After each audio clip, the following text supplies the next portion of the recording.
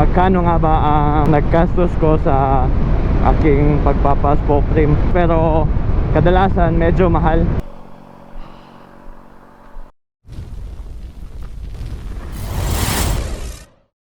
What is up guys? Welcome to another vlog.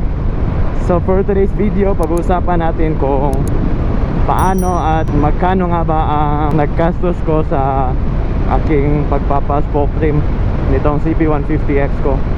So meron ibang nag-o-offer ng spoke rim sa online sa mga group, pero kadalasan medyo mahal. So ito palang spoke rim ay binili ko lang sa Shopee, yung mga parts ito.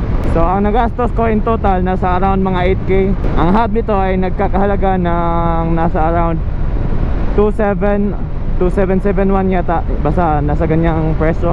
So yung rim naman na ginamit ko ay speedy lang, tapos gold.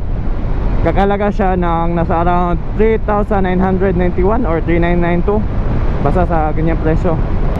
Tapos yung pagpapa-align is nasa 200 per rim.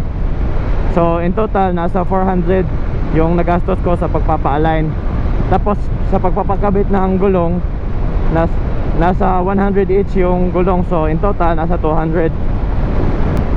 Tapos bumili din ako ng air lock, nasa 350 yun, at kasama yung shipping fee dahil sa Shopee ko lang binili, nasa 135. So in total nasa around 500.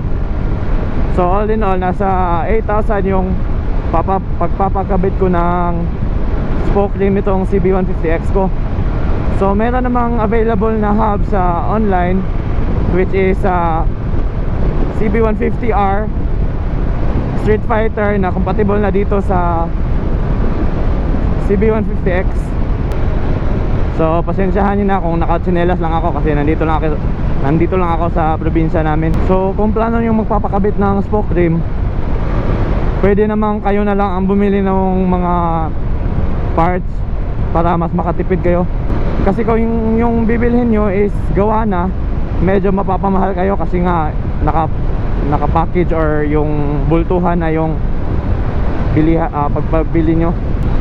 So sa ibang mga nabili ko para sa pagpapakabit nito, including yung mga spokes, ilalagay ko lang din sa video. Tapos ilalagay ko lahat ng total sa lahat ng nagastos ng pagpaparim ko. So far wala naman akong naging problema sa pagpapakabit ko ng spoke rim ko.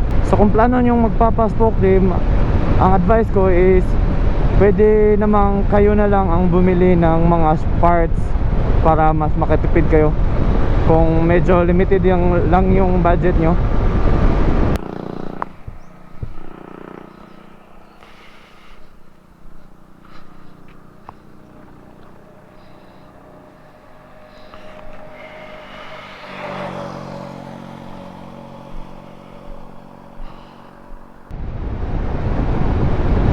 So dito ko na lang tatapusin ang vlog na to. So see you on the next one. Peace!